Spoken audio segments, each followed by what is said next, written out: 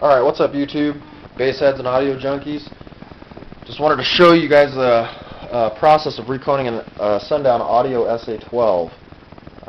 First things first, let me start from the beginning. I've made a little bit of progress here. I've got the new basket and the terminations and the cooling ring on. That's a pretty straightforward process. You just bolt the old basket off. There's an adhesive that holds the cooling ring to the basket and the cooling ring to the motor.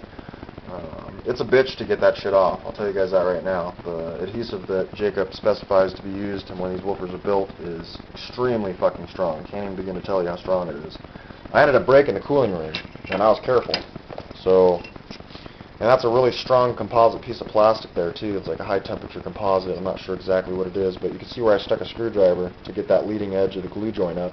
As soon as I got that off, it did pry off, but it took an extreme amount of force. So I pried the old basket off the motor. You guys can see the new cooling ring is installed. The new basket is installed. I've got the terminations here. These guys are installed, ready to be soldered to. I don't know what the torque specifications are, but I got them hella tight, and as well as the screws for the motor.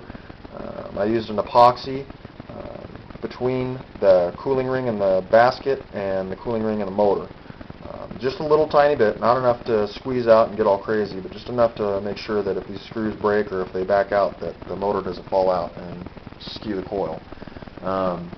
So anyway, there's the old basket. I couldn't get the adhesive off. You know, I figured I'd have a couple hours into it just trying to get the fucking adhesive off with the die grinder. And I said, fuck it, a couple hours at work, I can pay for a new basket, which are $18 FYI. So anyway, so there's the old cone. You guys will probably see the videos that I uploaded of that before I upload this one. But I wanted to show you guys what you want to do before you drop in your recones. Alright? This is extremely important, and if you don't do this, you'll probably be buying a new recone because your coil is going to open up due to a piece of metal shaving getting stuck between the coil gap and the motor, or the coil gap and the coil itself. You can scratch the coil, open up one of them, or worse, just totally mechanically destroy it. What the fuck did I do with it? I had well, this is what I did. I don't have the piece on me right here. I don't know what the fuck happened to it. Oh, there it is right here. Alright. So I took a big ass zip tie, right? And I just cut it off. See how huge that zip tie is. It's a fucking monster. And I took some really super tacky masking tape. What you want to do is you're going to want to go inside the coil gap, and you're going to want to rub around. You're going to want to get all the metal shavings, everything that you can possibly get out of there. There's not going to be much if you were careful. I was extremely careful, made sure that I didn't get any shavings in there. So anyway, so I did that, pulled all the whatever metal shavings that I could find in there out, and now where I'm at is I'm going to take it outside and blow it out with compressed air. Make sure that every little piece of metal that potentially could have gotten in there gets out, because you don't want any of that in there. Anyway, so terminals are on, basket's bolted up. You're going to want to go ahead and scuff the spider landing here with some very light sandpaper. I'm probably going to use some 200 grit because I have that happen to be laying around. Just want to scuff it up just a little bit, just make sure that the powder coat has some adhesion to it for the epoxy. You're going to want to do the same thing for the surround. Shouldn't be touching it because I'm getting oils from my finger all over it, but I'm going to sand it down and I'll rub it down with some alcohol before I put the adhesives on. So there's a new Recone kit. You can see that the tinsel leads are just hanging out there and ready to be soldered. This is a very simple and straightforward process. The coil gap on these SA motors are huge. So for a first time Recone, this is my first Recone, this is actually going to be a pretty easy process. I'm very confident that it'll turn out okay. So dropped in the Recone there, and you can see that the spider landing doesn't have much play, just enough to center the coil, just a little bit. So what you'll want to do is you'll want to lay an 1/8 inch bead of epoxy on the base. Once you get the surface sanded there at the base of the spider landing, you'll lay down your 1/8 inch bead of epoxy. You'll set the spider, and then you'll kind of this spider's so stiff, I don't even think I'll need clamps, to be honest with you. I think I could just set something pretty heavy on the cone, because this shit is stiff as fuck. It's really, really stiff. I'll probably be able to set something on the cone, and that should set it up pretty nice. Not too heavy, because you don't want the cones, you don't want the spider, the edges sitting, you know, once you flex the spider down, it's going to want to bow up, and then your glue joint is going to bow up as well. You don't want that. You want it to sit perfectly flat, as much as absolutely possible. So once you do that, you fill in the remaining gap with epoxy, and you let it cure. Well, before you start gluing, you're going to want to use a manila envelope for centering the coil.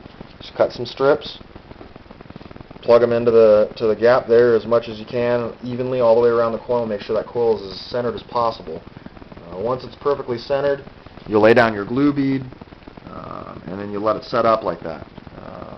And then before you pull your shims, you'll want to get some rubberized CA, and you'll do the same thing. You'll sand the edge down here, clean it up, make sure it's nice and clean, free debris, and then you'll glue your surround down. You'll want to use clamps on the surround because it's not going to set down like the spider will, because it's not stiff. It is stiff, but not stiff enough to hold a glue joint or put pressure to a glue joint while it cures. So once you do that, you pull your coil shims, and then you get started on your soldering and your dust cap. On the SAs, it's pretty foolproof. You've got a little ring there on the cone and indentation. It centers perfectly. I mean, it's like locked in there. So you just set that in there. Should look factory by the time I'm done. Should be like factory by the time I'm done. I won't put it in the box and smash on it. You know, I'll probably wait a couple of days and let it cure, make sure the glue dries really well, so I don't have any issues. But anyway, so I'm going to go ahead and start this process here. When I start laying down glue beads, I'll show you guys. I'll make another video and I'll show you guys exactly, you know, what that's all about, and how to do it properly, so you get good strong joints. You don't have glue joint failures, because it would suck to spend, you know, $70 on a Recone, and well, it's $40 for the Recone, but Jacob sent me a whole bunch of extra stuff. You know, he gave me new terminals, he gave me a new gasket, he gave me a basket, and so I got everything pretty much a full-on Recone. But yeah, so once you're done with gluing everything down, you'll solder your terminations here. You know, you want to make sure you just just use a good fluxed core solder, and you don't want to get it too, you don't want to put too much solder either, because it'll wick up. It'll wick up into the actual lead. You don't want the lead stiff like that. You still want it pliable, because it does actually move slightly. At full excursion, this very outer ring on the spider does flex. So these will see just a slight amount of movement. So you don't want them hard. So anyway, so I'll bring it back with some glue beads going down and show you guys. I'll show you guys what it looks like to drop in the cone, get the glue beads set up, and everything all buttoned in tight and right, like factory. Alrighty? See ya.